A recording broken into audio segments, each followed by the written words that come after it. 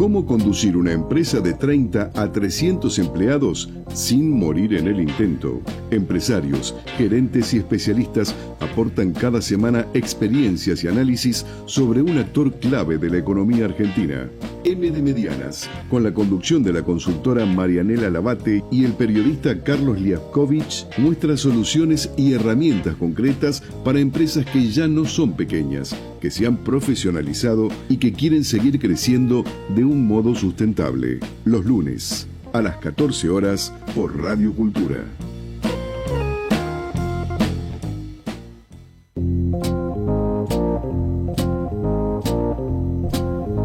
Buenas tardes, bienvenidos a una nueva emisión de M de Medianas. ¿Qué tal, Marianela? ¿Qué tal? Buenas tardes. Qué lindo se escucha decir, ¿no? Todos los lunes a las 14 y ya tener que salir al aire. Me encanta. Ya tener que salir, un feriado, pero con mucha gente escuchando, así que estos feriados atípicos en que la audiencia no descansa y nosotros, por lo tanto, tampoco. No, está bueno. Y si tenemos audiencia que está en horario laboral, hoy tenemos más audiencia, porque doy fe que ya nos están avisando que están del otro lado. Así es, y vamos a spoilear un poco. Hoy tenemos un tema súper interesante y muy útil, especialmente a las áreas de recursos humanos. ¿Pero por qué las medianas, Marianela? Las medianas para nosotras son una especie, voy a decir, o una subespecie, si hablamos del entramado productivo de nuestro país, porque tienen algunas características que les son propias. Si tratamos de encasillarlas, sin limitarlas, ¿no? Sí, diría claro. el chino Darín. Si te defino, te limito. Si te defino, te limito. Pero más o menos van de unos 30 a unos 300 empleados, y lo que nos gusta a nosotros de las particularidades del ADN de las medianas, y que esta es la metáfora que yo uso, es que son como las adolescentes. Por un lado, a veces carecen de recursos, inclusive de afuera, o de apoyo económico, Estado, o algunas iniciativas también de otras organizaciones y demás, pero sí tienen, por otro lado, mucho empuje, mucho atrevimiento, y eso les ha dado también la posibilidad de plantarse, de ser parte de la cadena productiva de otro tipo de empresas, inclusive de las multis. Claro. Bueno, también pueden ser un motor y un impulso de las más pequeñas o de las empresas micro. Y a nosotros nos gusta ponerlas en escena, y de ahí que nos hayamos enfocado en M de medianas.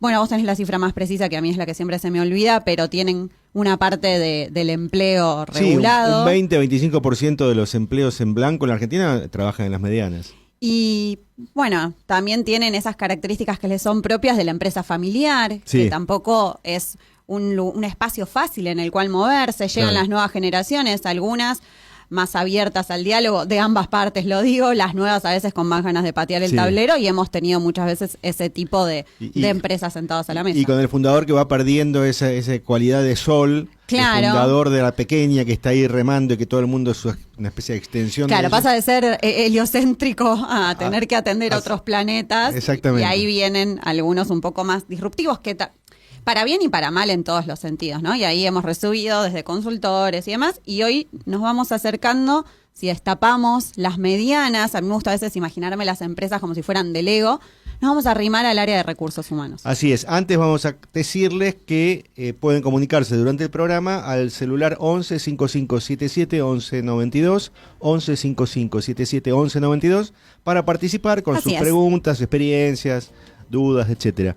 Bueno, y entonces hoy tenemos recursos humanos y puntualmente a Marcela Zuris. Bienvenida, Marcela. Buenas tardes, gracias por la invitación. Al contrario, Marcela Zuris tiene una larga experiencia en recursos humanos, pero recursos humanos / evaluación. Exacto. Que es un tema aparte, digamos, es un submundo dentro del mundo de recursos humanos. Muchísimas gracias. Ella está al frente de psicotécnicos.net. Que lo pueden encontrar así como su sitio web, y también tiene su página en LinkedIn con muy nutrido material. Yo que soy la stalker oficial del programa, y lo mismo también le encuentran a Marcela en LinkedIn. Y súper actualizada. Además, Marcela es probablemente una de las mayores autoridades en evaluación de personal en la Argentina, y específicamente en psicotécnicos. Y para ir entrando en tema, Marcela, vos sos, digamos, una pieza fundamental, externa, pero fundamental para muchas empresas, por supuesto muchas medianas, que necesitan complejizar su tarea, y donde la evaluación es una de las áreas que involucra a la gerencia de recursos humanos. A veces es gerencia, a veces es una jefatura, depende de la dimensión de la empresa, de la complejidad. ¿Cómo para empezar, digamos, como para ir de lo general a lo particular, ¿cómo fuiste viendo la evolución del área de recursos humanos en los últimos 30 años? Que digamos, obviamente te involucró directamente a vos desde afuera, ¿no? Bueno, antes de ir a tu pregunta o avanzar sobre el tema, yo te diría, volvería sobre algo que comentaste, Carlos, que es, no es complejizar cuando uno avanza por ahí con profesionalizar, sino tiene que ver más con simplificar, ¿no? Con implementar procesos o caminos que permitan y faciliten, ¿no? Las cosas. ¿no? Claro, no complejizar en el sentido, claro, de no de volverlo más difícil, sino hacerlo más profesional. Más profesional, ¿no? O sea, claro. Bueno, respecto de, si uno trazaría como una línea de tiempo y pensaría, bueno, ¿qué pasó en recursos humanos en estos últimos 30 años? Yo diría que hay un primer momento que es donde el que por ahí recordamos los más grandes como la oficina de personal, ¿no? Claro. Donde se pagaban los sueldos, donde por ahí había que ir a hacer un reclamo, donde había empresas donde había mucha jerarquía, planificación, donde la oficina de personal era controlar el ausentismo, mucha tarea de control. Vacaciones. ¿no? Vacaciones, ausentismo. El cambio de banco, acercar una licencia. Exacto. Era casi una ventanilla burocrática. Exactamente, pero que estaba de la mano de cobrar los sueldos, hacer reclamos y demás, ¿no? Se pagaba en efectivo incluso, todavía yo llegué a verlo eso. Bueno, exactamente, pasaba eso. Hoy en día sigue existiendo, no podemos decir que los distintos pasos dejaron obsoletos 100% a cada una de las etapas, pero son pocas las empresas que hoy en día tienen exclusivamente una oficina de personal que se ocupa de esas cosas. Claro. Yo diría, eso en general en el ámbito de recursos humanos se dice que fue acompañado por un tipo de management que es el 1.0, ¿no? Que es este management que tenía que ver con liderar, con controlar, donde había jerarquías, el empleado, el jefe, el mando medio. Ahí el organigrama, digamos, la imagen sería el organigrama. Exactamente. Ahí estaríamos parados en ese momento, si pudiéramos decir, bueno, partamos de acá. Hay un segundo momento donde recursos humanos empieza a ser lo que se llama un área más transversal o staff, ¿no? Ahí empiezan a surgir términos como los deben haber oído, el cliente interno y el cliente externo, ¿no? La empresa, tenemos clientes externos, pero yo como área de recursos humanos atiendo a mis clientes internos, entonces le proveo al área de operaciones los postulantes que necesita, le proveo al área de finanzas los postulantes o colaboradores que necesita. Entonces, el área de recursos humanos, operando en lo que se empezó a llamar un Management 2.0, es como un área de servicios dentro de la empresa, transversal. Bien. ¿Sí? Este fue un momento importante y como decía al principio, sigue coexistiendo, ¿no? Y lo podemos encontrar en distintas organizaciones, más pensando en el mundo PYME. Claro. Con el correr del tiempo, y ya diría pisando lo que estamos viviendo, nos encontramos con lo que se llama Management 3.0, 4.0 diría hoy en día, y donde recursos humanos empieza a ser un área de gran impacto en el negocio, ¿no? Donde ya no es más un área transversal, sino que donde se espera de recursos humanos que impacte en la rentabilidad del negocio. Ahí tenemos otro estilo de liderazgo, otro estilo de pensar a las personas, y en este momento donde estamos atravesados por la tecnología, todo lo que viene pasando con la IA, un rol del área y de los gerentes de recursos humanos muy complejo, porque se encuentran con toda la complejidad que implica liderar personas, más liderar procesos tecnológicos y tratar de hacer que todo eso coexista con impacto en el negocio, ¿sí? Sin que eso pierda de vista que hay que tener una rentabilidad y que ese es el objetivo de la empresa. Perfecto. Pienso, y por eso me quedaba como haciendo números, que se asemeja mucho cuando uno estudia marketing, ¿no? El marketing 1.0, que era solo producir, el segunda etapa, salir a vender. Creció de la mano recursos humanos, también para después llegar en esta suerte de transversalización que tuvo, de incorporar también otros perfiles el área de recursos humanos, porque antes también quizás eran, o me dirás vos con mayor precisión, pero pienso las personas que estudian recursos humanos, Cuando empezás a asistir a finanzas, sumás a alguien que sepa del tema, pero después imagino que empezaron a estar los perfiles de psicólogos, las personas que estudian relaciones del trabajo, empezó a haber también áreas en recursos humanos de felicidad. Exacto. Entonces, acompañaron también la evolución de un negocio que empieza a pensar también, bueno, en el triple impacto, en la comunidad. Creo que ahí fue que se tuvo que volver un área más pulpo, ¿no? Exactamente, mucho más compleja y más rica a la vez para trabajar, ¿no? Porque coexisten estos perfiles y estos saberes tan distintos que hace que la interacción dentro del área sea mucho más rico. Sí, si hoy tendríamos que decir quiénes trabajan en área de recursos humanos, relaciones del trabajo, psicólogos, Claro. hay sociólogos, tenemos gente de tecnología. Eso te iba a decir, personas que se especializan en Exactamente. transformación digital, bueno, en perspectiva de género o Exactamente. inclusión. Todo el tema de inclusión empezó a ser un subárea importante Claro. en recursos humanos. Antes no existía, ¿sí? Así que sí, y todos estos programas también en general, ¿no? De responsabilidad social empresarial, el tema de tratar de que la empresa sea una empresa que tenga en consideración el impacto ambiental. Hay un montón de temas que entraron a la gran bolsa de recursos humanos, que antes no era tan grande, vamos a decir, y que de alguna forma empiezan a coexistir. Vos tocaste un tema que para las empresas obviamente es súper importante, que es la rentabilidad. ¿Qué impacto tiene contratar para hacer un psicotécnico, para ver qué perfiles requiere la empresa? Porque lo que nos pasa siempre, y se charla mucho en esta mesa, es, ok, que sea una inversión y que no sea el gasto. Nos pasa en marketing, pasa en innovación, contratar consultores. Digo, ¿qué puede cambiar en esa aguja de ir haciendo el seguimiento de los ingresos del negocio? En realidad tiene que ver con la descripción del puesto Bien. y de la descripción de los perfiles, ¿no? O sea, la descripción del puesto es lo que te lleva a pensar, bueno, ¿qué es lo que requerís de ese postulante o futuro colaborador de la empresa? Entonces, si estamos en una organización donde el impacto ambiental, donde la inclusión y donde priman esos valores, vamos a tener que buscar postulantes con ciertas características que no van a ser los mismos que por ahí, vamos a suponer una empresa donde, supongamos una empresa donde de seguridad, ¿no? Donde la cultura, las culturas suelen ser sumamente directivas, Claro, jerárquicas. Entonces, por ahí un analista contable que puede funcionar en una de estas organizaciones, en la otra no. Entonces, la descripción del puesto, más tener en cuenta en esa descripción del puesto cuál es la cultura en la cual ese puesto se va a dar, impacta en qué postulantes vamos a buscar.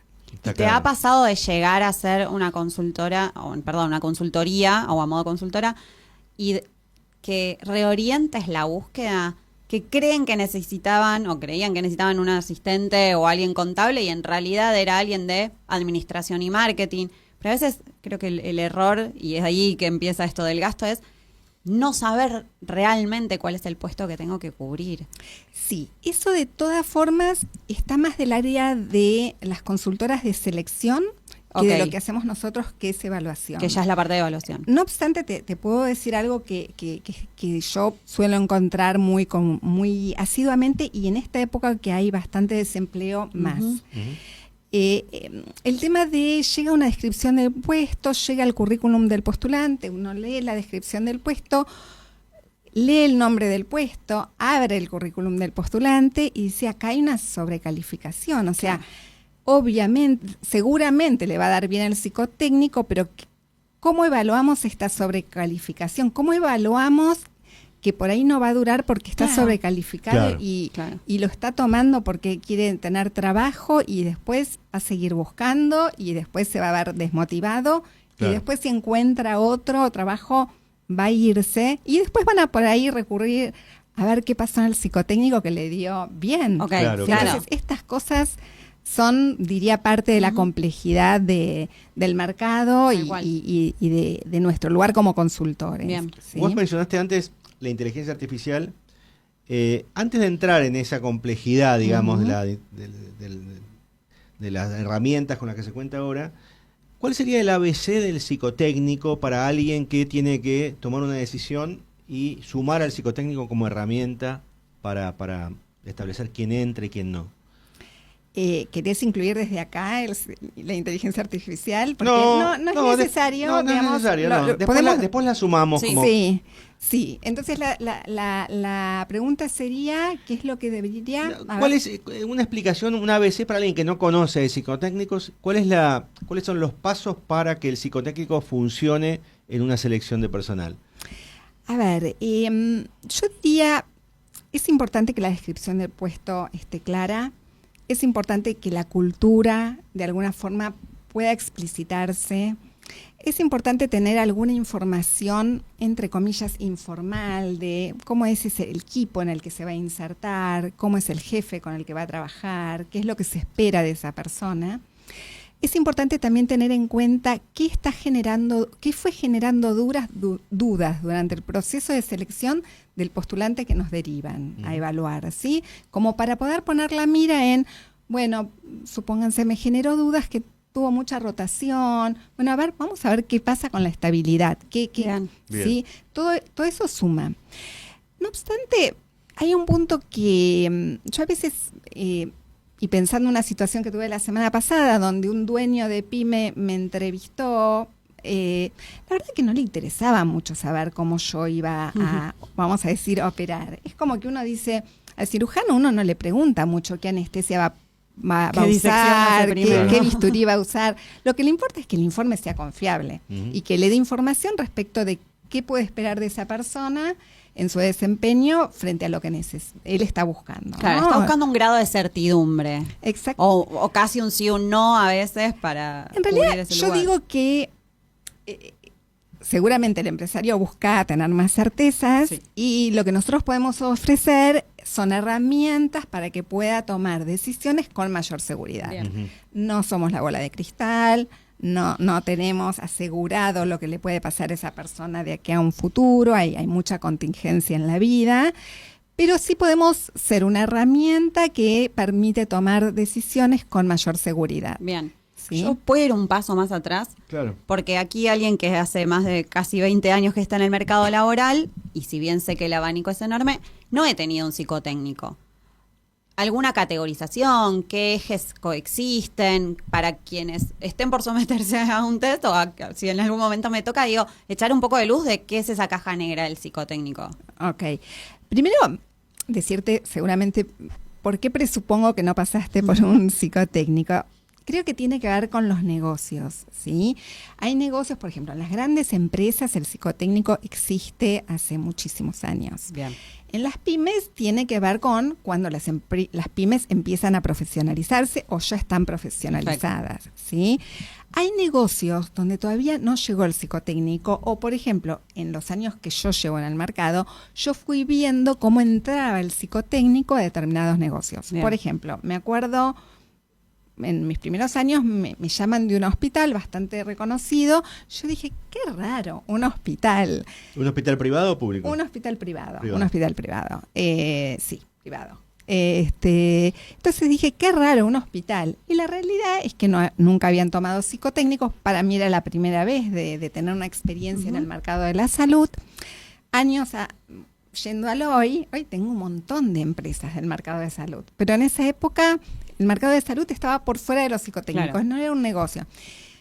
Las radios, la verdad, nunca tuve un cliente que sí tengo medios, agencias de medios, claro. Esto sí, pero no nunca.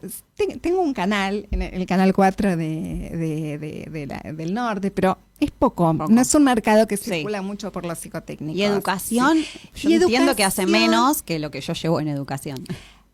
Se ve que hace menos, pero está entrando en educación. Pero diría que justamente es uno de esos, vamos a llamarlo negocio, ¿no? Que están entrando. Y hay un tema muy crítico en educación y que creo que es muy parecido a lo que pasó en salud. Tanto en educación como en salud, algo que los lleva a ver qué herramientas pueden encontrar en el mercado es tratar de prever o prevenir la proclividad de conductas abusivas. Okay. En el mundo de la salud, cuando nosotros empezamos, ¿por qué están empezando con el tema de psicotécnicos? Es tuvimos muchas situaciones de abuso. Abuso, imagínense el mundo de los pacientes indefensos, Sí, canilleros y demás. No, claro. Era un tema crítico. Entonces, bueno, queremos todo el psicotécnico, pero aparte, decime si no es una persona con proclividad a tener Qué conductas bárbaro. abusivas.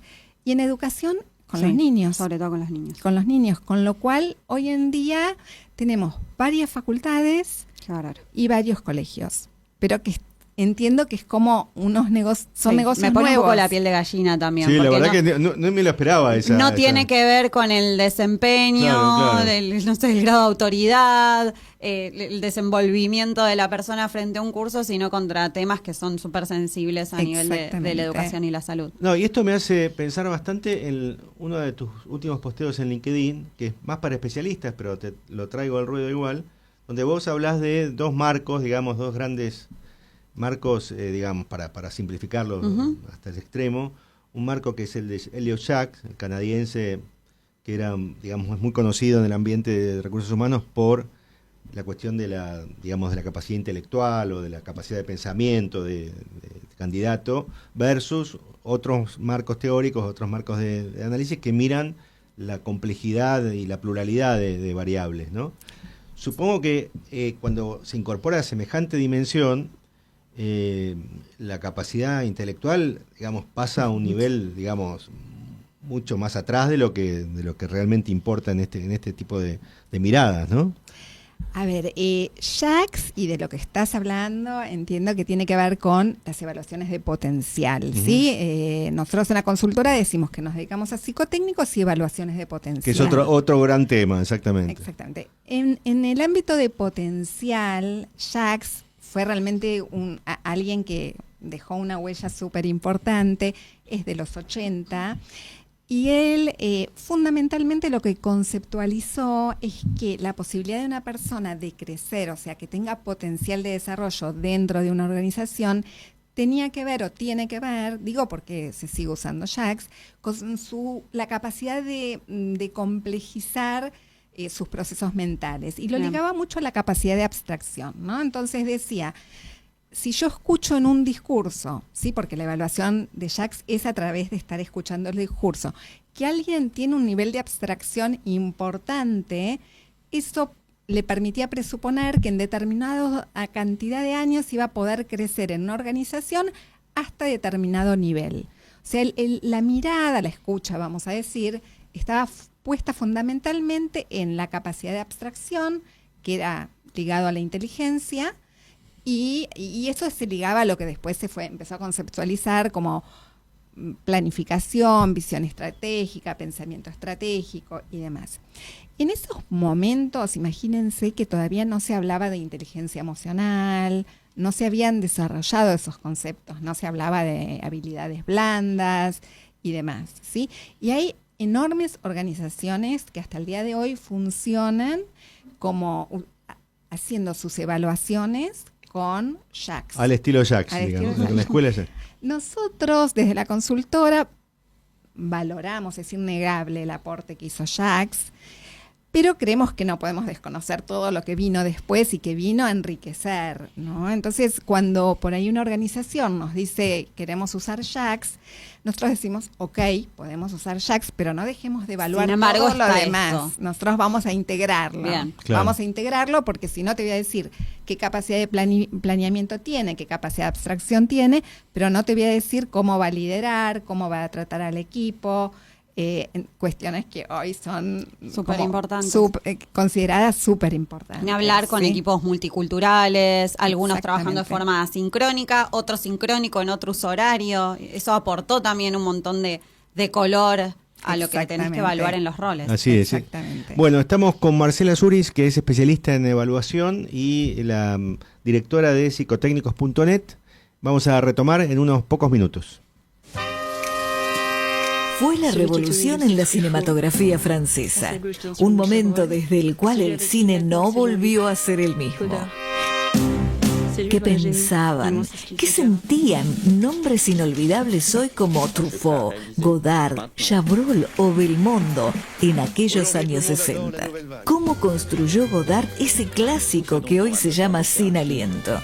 cómo era la vida cotidiana de aquellos cineastas de los años 60 en París. ¿Cómo era la Nouvelle Vague? Dijo el diario mexicano La Jornada, la canción más sentida que se le ha hecho a esa corriente fundamental del cine francés. Dijo la revista española Fotogramas, de obligado visionado para los amantes del cine. Dijo The Hollywood Reporter, un trabajo impresionante. Selección oficial del Festival de Cannes, nominada al Globo de Oro como Mejor Película. Del director de clásicos modernos como Antes del Amanecer y Antes del Atardecer, Zeta Films presenta en la Argentina un canto de amor al cine, Nouvelle Vague, un film de Richard Linklater. Sensacional estreno, jueves 1 de enero, solo en cines. 3 escritores se reúnen para tratar en vivo y con amenidad temas trascendentes de la vida, ideas, pensamientos y reflexiones, con Jorge Giorno, Antonio Laceras y Daniel Ripoll, todos los lunes a las 15 por Radio Cultura.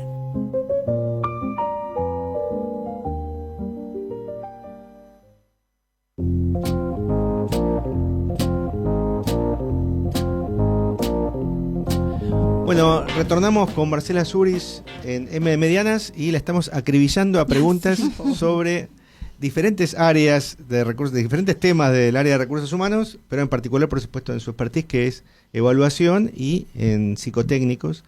Marcela es directora hace muchos años de psicotécnicos-net.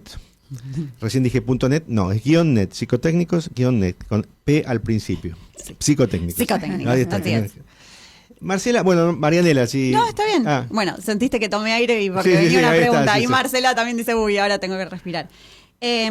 Entiendo que los psicotécnicos obviamente se orientan al tipo de búsqueda y puesto. Pero más allá de eso, ¿se sumó una capa adicional para tener en cuenta si la persona va a trabajar, por ejemplo, full home office o inclusive ni siquiera en el mismo país? ¿Qué impacto tuvo esto que, bueno, obviamente se vio potenciado con la pandemia, pero que, bueno, ahora hay mucha vuelta a las oficinas? Pero eso, si hay alguna diferencia extra que se suma para alguien que va a estar full virtual, por ejemplo.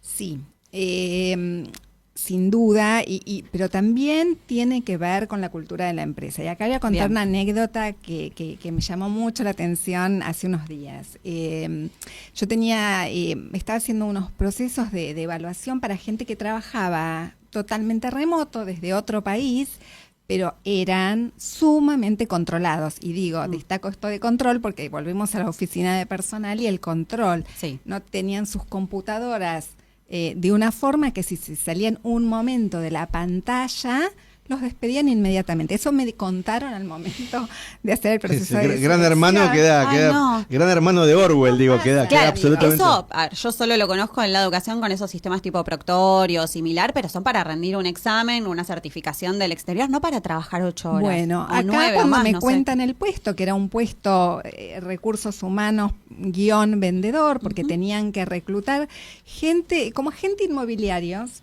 ¿sí? Para otro país inclusive, o sea, lo hacían desde otro país y para otro país, pero era de 9 a 5 y esperaban que ese de 9 a 5 no hagan otra cosa. O sea, les decían, este trabajo es remoto, pero no es compatible con otro trabajo. Claro. Con lo cual, tu computadora está controlada, si vos te salís en un momento, te desvinculamos inmediatamente. Esto coexiste, vamos a decir, esto es llamativo, ¿no? Esto obviamente dije... Qué impactante, ¿no? En este momento pareciera, estamos de nuevo en la oficina de Contraintuitivo recursos ya humanos. parece. Claro. Sí. La otra cara de esto es sí lo que justamente se profundizó con la pandemia y se hizo necesario, que tiene que ver con el trabajo remoto, donde se empieza a trabajar por objetivos, donde no se está evaluando tanto el tiempo ni controlando para nada la hora, Claro. sino el cumplimiento de objetivos, ¿sí? Y que supone unas características de perfiles distintos, porque no es lo mismo una persona que uno le hace un seguimiento porque lo está mirando, que está ahí trabajando en su escritorio, que tengamos que buscar a alguien que va a trabajar por objetivos, donde la autonomía va a ser una característica central, la responsabilidad Claro. otra, la ética también otra, ¿no? Entonces sí, condiciona lo que vamos a evaluar. Perfecto. Qué bárbaro esto que decís. He visto varias búsquedas en relación de dependencia el último tiempo, y de hecho una chica me contó que como parte de las preguntas de la entrevista estás dispuesta a trabajar bajo presión. Y eso también habla mucho de la cultura. Me imagino a estas personas en ese rol remoto de no puedo enviar un correo, no puedo sacar un turno médico que, al evaluar a alguien si puede trabajar bajo presión, ¿qué tipo de presión? Exacto. O cómo vos diagnosticás eso, evaluar. Una cuestión es la presión, porque trabajo en un área financiera y soy responsable del impacto que puede tener en las arcas de la empresa, y otra es la presión del hecho del puesto y de la gestión, que no es con tu desempeño. Sí, el tema del trabajo bajo presión es un gran tema en recursos humanos, porque cuando uno evalúa tolerancia a las presiones, hay que ver de qué tipo de presiones estamos hablando. A veces la presión es mucho volumen de trabajo. Cuando uno tiene mucho volumen, eso te presiona, Claro. ¿sí? A veces es que tenés un jefe que te está ahí taladrando un poco la cabeza, y eso es mucha presión. A veces tenés objetivos tan exigentes que son mucha presión, y a veces uno evalúa tolerancia a la presión, pero a la persona le pasa una contingencia personal que lo desestabiliza, Claro. desestabiliza su equilibrio emocional, y por ahí no están las mismas condiciones de tolerar la cotidianeidad, la diaria de ese trabajo que estaba por ahí en el momento del psicotécnico o en Tal el cual. momento del proceso de selección. Igual el tema de la presión es un gran tema, porque también está de la mano de muchos conceptos de los cuales se venía hablando con mucha más fuerza antes que invada, digamos, la inteligencia artificial, que es el tema del bienestar, ¿no? Claro. Donde se supone que trabajar bajo presión no está bien visto, ¿no? No estaría bien visto que en una descripción del puesto esté puesto Claro. trabajar Claro, bajo presión, porque claro. se supone que uno tiene que trabajar y va a tener una mejor performance si no está trabajando bajo presión. Exacto. Entonces son temas que tienen muchas aristas. ¿no? Una cuestión que probablemente le interese a la gerencia, digamos, de una mediana, o de una pequeña que tiende a mediana, o una mediana que va a empezar a dar pasos más grandes, que es el tema de, digamos, ¿promuevo la gente que tengo adentro o tomo a talentos que están afuera? Siempre el malo conocido, que puede transformarse en bueno conocido, implica una cierta continuidad de viejas prácticas.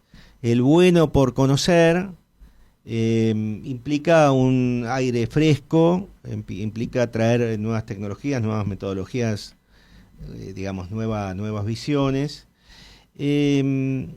Cuando a vos, digamos, y a tu equipo le piden hacer esta evaluación, ¿vos ya sabés cuál es el caballo del comisario? Es decir, digamos, ¿es una formalidad esto?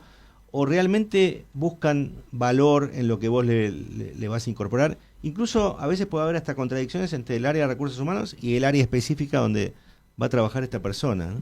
Sí. No te podría decir está mal o está bien, porque va a depender de la cultura de la empresa. En general, que se promueva a la gente genera una cultura positiva, ¿sí? Que la gente esté trabajando en una empresa donde sepa que hay posibilidades de crecimiento, eso en sí genera un mejor clima que en una empresa donde la gente siente que va a estar ahí haciendo siempre lo mismo y no va a tener posibilidades de crecimiento, porque van a buscar por fuera o en el mercado cuando haya una posición que suponga un crecimiento. Eso, digamos, como primer paso. Ahora, yo en general soy de la idea de, a mí me gustan las búsquedas mixtas, ¿no? Donde se abre adentro de la empresa y se abre afuera. Entonces, el que está adentro está compitiendo de alguna forma, usando la palabra en el sentido más sano, en las mismas condiciones que los de afuera, pero tiene oportunidades. A mí me parece que eso es lo más saludable como modelo de empresa. Ok, ¿Sí? ok. Y también porque lleva a los colaboradores que están trabajando a estar pensando en su empleabilidad todo el ok. tiempo, ¿no? En no decir, bueno, yo acá ya estoy, está. ya está. Decir, no, yo Y me queda tengo que seguir. estoico en ese lugar y... Exactamente. Claro. Cuando nosotros evaluamos una promoción, que en general ahí es donde se usan mucho las evaluaciones de potencial, porque bueno, puede ser, la persona puede estar bien desempeñando en el puesto que está, pero no lo sabemos si lo hacemos crecer. O lo hacemos, ya sea lateral o no, lo movemos, digamos. En esos casos nosotros siempre decimos que es aconsejable que la persona reciba los resultados de su evaluación a través de una entrevista, no a través del informe, que en general suele ser más crudo y Claro. para recursos humanos, pero que tenga la posibilidad de tener la devolución de su evaluación para pensar en su empleabilidad, más Bien. allá de la empresa. Ok. Yo tengo una afuera más afuera. No sé si tenías otra, ¿sí? No, sí. Me voy como al exterior. Sí. Yo ahora ya aprendí que el psicotécnico no va a depender solo del puesto, sino también de la cultura de la empresa, pero ustedes trabajan con otros países. Sí. ¿Hay también como diferencias en el psicotécnico? Digo, si voy a emplear a alguien de otro país para trabajar con Argentina, o ustedes trabajando con otros países, si hay grandes diferencias en indicadores o algo de eso.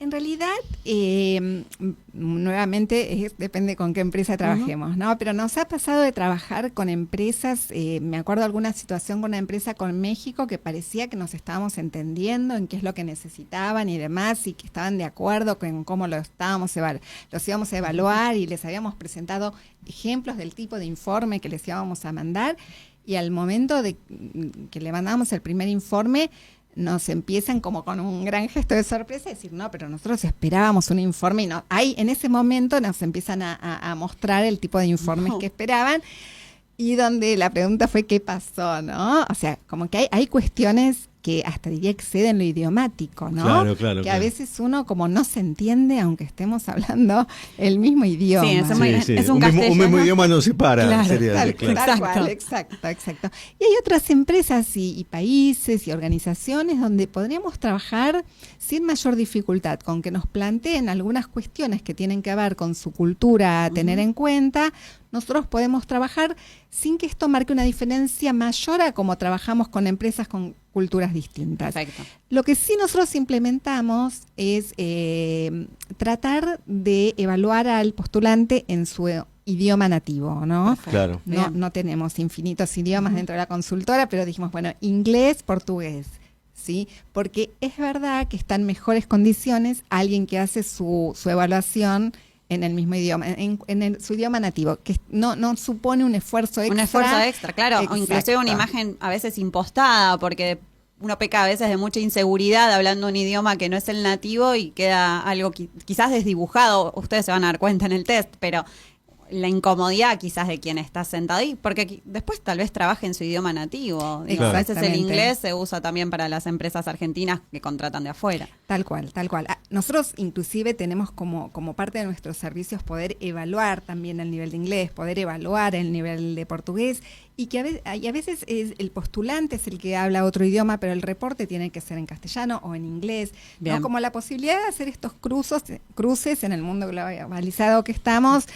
Está bueno, ¿no? Obviamente no sabemos chino, no sabemos alemán, Sí, claro. tenemos nuestras Hay limitaciones. un cierto marco, digamos, de posibilidades.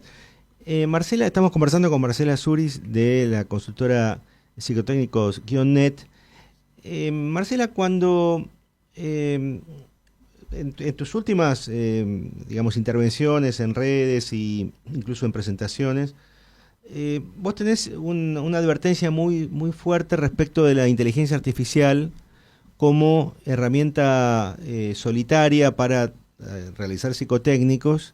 Insistís mucho en el factor humano, porque tienen que estar combinadas, y proponen desde la consultora lo que se llaman las, digamos, intervenciones aumentadas o las evaluaciones aumentadas. ¿Qué quiere decir esto? ¿Qué combinación hacen ahí?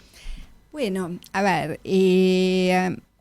nosotros hicimos todo un recorrido, ¿no? A partir de que empieza a surgir la inteligencia artificial, investigando las posibilidades que tenía, no tanto de mejorar nuestros procesos como consultora, sino de en qué podía impactar en nuestros servicios, ¿no? Y obviamente empezamos a indagar qué había en el mercado y demás, y después de alguna forma tomamos una posición que fue considerar lo valioso y la potencia que tiene la inteligencia artificial, no hacer que esto no está pasando o desconocerla porque es increíble, digamos, pero darnos cuenta o entender o considerar que la inteligencia artificial pura no, para evaluar personas no.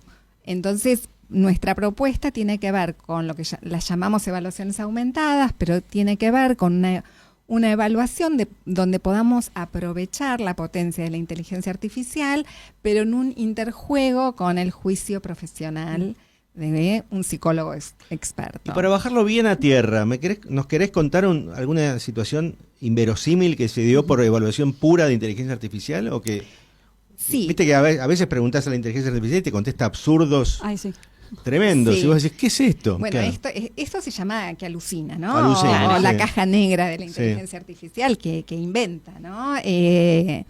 A ver, en este tiempo de ir haciendo pruebas, a nosotros nos interesó qué aporte podía hacer la inteligencia artificial evaluando videos, todo lo que tiene que ver con los microgestos Perfecto. y demás. Así que empezamos investigando por ahí. Y al principio trabajamos con un desarrollador y después, si quieren, conversamos un poco de los desarrolladores y demás. Y en un principio era, bueno, a ver, subo un video, a ver qué me dice la inteligencia artificial y qué yo puedo ver en las otras técnicas, ¿no? Y la realidad es que lo que pasaba es que los postulantes donde el psicotécnico les daba bien, por ahí el informe de inteligencia artificial puro estaba bien, no estaba, le faltaban sutilezas, pero no estaba mal. No alucinaba, digamos. No. Pero El problema era de los postulantes que la evaluación no le daba Claro. bien, que en general tenían que ver con o inestabilidades emocionales o cuestiones de personalidad de cierta complejidad. A esos, a través de un video, no los llegaba a capturar, con lo cual era un gran problema, ¿no? No alcanzaba como herramienta. Es decir, había falsos positivos, para decirlo de alguna Todo manera. era positivo. Todo era que es positivo. muy Claro. condescendiente también. Exactamente. Y es condescendiente aunque uno le diga no seas condescendiente. Exacto. Claro, claro. Sí, vos podés pedirle que sea más criteriosa, con juicio, que si no conoce algo te diga, desconozco, inventa, rellena. Ese es el problema. Nos pasó en uno de los... Bueno, nosotros lo que hicimos fue armar, lo llamamos una suerte de nueva plataforma, donde alimentamos primero con algunas técnicas de evaluación que son como muy críticas para un psicólogo, ¿no? Hacemos como una pequeña síntesis que hace el psicólogo interpretando esas técnicas, son 2 o 3, al postulante le lleva muy poquito tiempo, 20 minutos, media hora, y lo cruzamos con lo que aporta la inteligencia artificial a través del análisis del video, ¿no? Y nos da un informe, 2 minutos, que es riquísimo. Y ahí entonces logramos que esos a los cuales el psicotécnico no les daría bien, digamos, quede la información integrada con lo que puede aportar la inteligencia artificial. No obstante, alucina. Claro. Me acuerdo uno de los primeros casos que yo dije, bueno, empecemos a probar, y por ahí se me ocurrió en ese momento un cliente nuestro que sabía que todo lo que es tecnológico le iba a encantar. Le digo, Ezequiel, tengo esto, ¿querés probarlo? Entonces me dice, sí, ya, y me dice, evalúa a mi colaboradora. Entonces hacemos la evaluación con esta metodología, ¿no? Sí, la de doble juego, sí. Exacto. Entonces en el informe es editado, ¿no? No es que le íbamos a mandar a nadie, y la idea es no mandar nunca un informe crudo, sin revisión, sin edición, con una terminología que sea más amigable por ahí que la que usa la inteligencia. En un momento del informe decía, tiene 24 años. Yo la verdad que no sentí que eso era algo que tenía que estar controlando. Dije, bueno, tendrá 24 años. No. Entonces Ezequiel, mi cliente, me dice, todo bien, pero tiene 21. Entonces yo digo, bueno, a ver, ¿de dónde sacó los 24? Entonces, Claro. reviso el video, reviso las técnicas. En ningún lugar ella decía, tengo 24, pero claro, todo el recorrido que ella hacía, y la inteligencia calculó que más o menos debía tener 24 años. Con lo cual dijimos, bueno, en principio saquemos a las instrucciones que tiene nuestra plataforma la edad. Los datos duros no, porque evidentemente si no los tiene, los completa. Claro, ¿sí? claro. Pero bueno, eso es parte de ir aprendiendo. Pero qué ¿no? interesante este juego de iterar sobre la base del conocimiento de ustedes, el conocimiento hasta ahí, ¿no? Que tenemos que pulir de la IA y ver cómo se construye ese nuevo conocimiento y que a ustedes, si les permite tener un informe escrito más rápido, sobre el cual después ustedes trabajar, también es una parte interesante para el Sí. negocio. Para nosotros de es los como es como desconocer que esto está pasando y que esto puede enriquecer nuestra labor, sería como muy Claro, necio, claro. ¿no? El tema es cómo lo integramos sin perder confiabilidad en lo que vamos a decir en los informes, aprovechando las posibilidades que da, por ejemplo, la rapidez, ¿sí?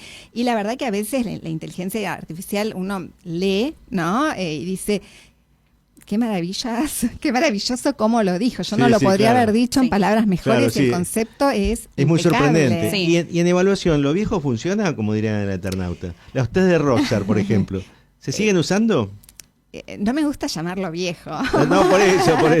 Lo viejo Diría- cariñosamente, digamos, ¿no? Pero, No dejan de tener confiabilidad. Y la realidad es que el Roger es una técnica que si algo tiene es validación, ¿no?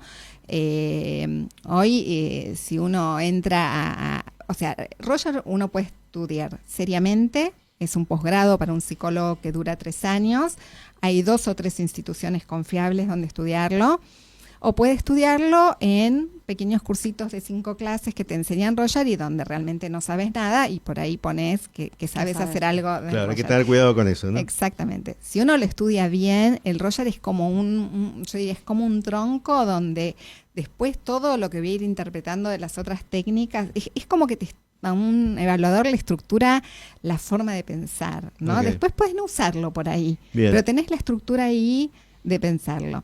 Hoy en día, por todo esto que viene pasando en el mercado, que proliferan por ahí cursitos de asincrónicos de 5 clases, donde si uno ve las principales instituciones de Roger, cambiaron. Vos, Marianela, que sos más de marketing y comunicación, si vieras, a mí me llama mucho la comunicación que ellos están haciendo porque cambiaron totalmente a hablar de esto es todo un aprendizaje, es complejo, hay que, ¿no? Claro, como claro. que tienen toda una Sí, comunicación. cambiaron la forma de la propuesta de valor o de cómo la transmiten a los potenciales clientes, sí, o bueno, en realidad estudiantes, pero para ellos son también un cliente. Hoy el Roger se usa poco digamos, y esto tiene que ver un poco con que la realidad es que pospandemia se volvió muy poco a la presencialidad en el Ok. tema de las evaluaciones. Entonces se suple el Roger por el Zuliger, que es, a veces se lo llama el Roger acotado, que es una técnica que en vez de 10 láminas son 3. Y es virtual. Y se puede, o sea, es más amigable tomar virtual un Zuliger que un Roger. Ok. No obstante, por ahí cuando tenemos algún cliente que sabe de técnicas, ¿no? Que a veces nos pasa que del Perfecto, otro lado sí. saben y dice yo quiero Roger, se puede tomar virtual. Digamos, si uno puede tomar 3 láminas, también puede tomar 10. O lo puede tomar en presencial. Pero a mí me parece que lo importante del Roger es tener el conocimiento en la cabeza, ¿no? Ok. Para un evaluador. Más que el instrumento, tener el conocimiento adentro del evaluador. Más digamos. allá de que lo utilice o no. Nosotros en la consultora es un requisito para cualquier psicólogo que se quiere incorporar, es dónde estudiaste Roger, y por ahí después no lo usa, ¿no? Pero es un requisito. Está bien. ¿Qué pasa con las generaciones más grandes, de 40 a 50, versus las competencias con los de 20 y 30? Depende de la empresa, depende del puesto. ¿Tienen chances? A veces tienen más chances o directamente que ni manden la postulación. No diría que ni mande la postulación. Se habla de la generación Silver, ¿no? De la que peina canas, digamos. Yo hace unos años escribí un artículo sobre qué bueno las generaciones Silver, ¿no? Lo que pueden aportar y demás. Y me sorprendió mucho que los comentarios a esa publicación son esto es mentira, estamos por fuera del mercado laboral, como que la reacción fue, yo dije, ay, que parece un artículo medio naif lo mío, ¿no? Como yo diciendo, qué bueno que está entrando, ¿no? Y la respuesta era, hoy con la IA está pasando algo distinto, porque en general, los más 50, ¿no? O más 55 o hasta más 60, es gente que tiene como mucha formación y experiencia, ¿no? Y por ahí la posibilidad de ese conocimiento cruzarlo en cualquier área, estoy hablando, ¿no? Con un experto de IA, se pueden lograr por ahí cosas mucho más rápidas y efectivas que si hay un experto en IA que no tiene nada que ver con el conocimiento técnico de un área específica. Entonces hay una revalorización del conocimiento de la experiencia. De la generación Silver, digamos. Y diría que con los jóvenes está pasando algo fundamentalmente con los programadores que a mí no deja de asombrarme, porque hubo mucho y me asombra con el tema de la inteligencia artificial también, ¿no? Porque hace mucho tiempo se venía diciendo en el mercado, bueno, los perfiles siempre más buscados son los tecnológicos, y de los tecnológicos hay más demanda que oferta, entonces lo que te conviene es estudiar tecnología para asegurarte un puesto de trabajo. Y hoy hay un montón de programadores sin trabajo, jóvenes, porque estudiaron justamente para tener trabajos. Y hoy por ahí la IA hace que los programadores no sean tan necesarios. Sí, o se tienen que estar reconvirtiendo a tener conocimientos en herramientas de IA que se complementen con el desarrollo de código. Sí, pero sí, exactamente. O diseñadores tipo de perfiles como de lo que llamamos UX o de interfaces digitales también, porque hoy hay muchas soluciones de IA. Por eso creo que se revaloriza también del segmento Silver el aprender a pensar, ¿no? Que es la enseñanza que pueden dar, o la toma de decisiones. Hoy tenemos sobreinformación, sobre herramientas, pero no sabemos con qué se usa esa herramienta. Y creo que esa es la enseñanza que pueden tener los perfiles con más experiencia. Completamente. Sí, si algo tiene de complejo el rol de recursos humanos hoy en día, hablando de un gerente, es esta exigencia de impacto en el negocio, de saber trabajar con la gente y de saber integrar tecnología, ¿no? Es como que se complejizó el rol, ¿no? Como para empezar a cerrar, ya nos quedan pocos minutos. Marcela Zuris, que es directora de Psicotécnicos-Net, ¿cuál es la accesibilidad para una empresa mediana, 50, 80 personas, para acceder a un psicotécnico integrando IA? Es decir, ¿cuál sería el costo estimado? Por supuesto depende de la posición también, de la complejidad de la búsqueda, etcétera. Bueno, hay como un abanico de oferta en el mercado, pero no hay mucho desarrollo de por ahí esto que nosotros tratamos de desarrollar, de esto que integra.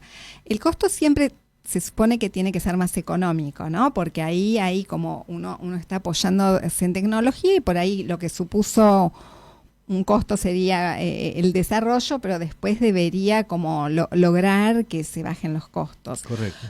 Hoy en día hay empresas que ofrecen por ahí paquetes, entonces puedes usarlas. Pero bueno, hay que ver qué tipo de herramientas está ofreciendo, ¿no? Entonces siempre hay que... yo diría esto... permitiría bajar los costos, ¿sí? Hay que ver que no sea bajar los costos a costa de perder confiabilidad. Claro. Con lo cual habría que analizar la propuesta del proveedor con el que uno quiera trabajar, que oferte IA. Y para que pueda imaginar algún costo, si te van a contratar a vos, ¿cuál sería o cuál podría, digamos, dentro de un parámetro de costos, digamos, de recursos humanos, comparable con qué o qué? Claro, con un sueldo, con... No, un sueldo en general se suele decir, bueno, te cobro un sueldo por un proceso de selección, ¿sí? Claro. Un psicotécnico está en el mercado, saco ya un poquito. Sí. Es de un precio competitivo, 85,000 pesos es un buen valor. Okay. ¿Sí? Con IA eso puede bajar. En general nosotros estamos pensando en una forma de comercialización que tenga que ver con paquetes, con pago adelantado, con ciertas cuestiones. Perfecto, sí. Pero para darles como un número bien, preciso, no, eso es lo que queríamos como para que el el oyente pueda más o menos... No, y que la mediana no crea que la idea es traerles soluciones que son reales o que se pueden ejecutar, si no nos quedábamos en ese monstruo que hablábamos hace un ratito de Laike, conociendo estos valores podría ser viable para una mediana acceder a este tipo de servicios. Yo creo que sí, que yo digo, bueno, a ver, este valor y lo contrapongo a los riesgos asociados a no tomar un psicotécnico, ¿no? Que pueden ser legales. Sí, o que ingrese la persona que esté 2 meses y exactamente, que haya que volver a hacer el proceso de selección, digo, me parece barato, ¿no? El costo. Algo más que les quiero decir, sí, claro, de este momento que atravesamos y desde mi lugar de trabajo, es que lo que está pasando es que a veces, y particularmente en las medianas, ¿no? En las empresas medianas, llegan descripciones del puesto que son imposibles, ¿no? Donde, por ejemplo, la otra vez me acuerdo que nos llegó un gerente de tecnología que iba a estar a cargo de toda la innovación en la empresa, pero aparte después iba a tener que capacitar a la gente. Y no, digamos, una persona innovadora con capacidad de investigar el mercado, de entender qué es lo que el negocio necesita, no tiene cabeza para después ir a enseñarlo a la gente. Entonces, hay veces, hoy lo que está pasando es que hay perfiles con exigencias que se contraponen. Es como pedirle a un vendedor que aparte tiene que pasar por un montón de procesos administrativos. Y el vendedor que es un buen vendedor es el que es proactivo, sale a la calle, quiere vender, quiere cumplir objetivos. No lo pongas a llenar formularios administrativos, claro. Porque sufre, digamos. Sí, seguro. Sí, hoy está pasando, esa es una particularidad. Hay muchos temas que quedan pendientes, pero bueno, en una futura oportunidad vamos a avanzar, ¿no, sí, Marianela? Voy a hacer mi primer psicotécnico. Así es. Bueno, muchas gracias, Nicolás Giancaglini, por la operación técnica, y Marcela Zuris, muchas gracias por haber venido aquí como directora de Psicotécnicos-Net y por todo el aporte que nos has dado. Aprendimos mucho. Sí, ahora hay que aprender a pedir por parte de las empresas, ¿no? En hacer mejores búsquedas. El próximo lunes. Así es, por Radio Cultura, y también nos encuentran a nosotros en @mmedianas, en LinkedIn, en YouTube y también en Instagram. Gracias, hasta la próxima. Gracias.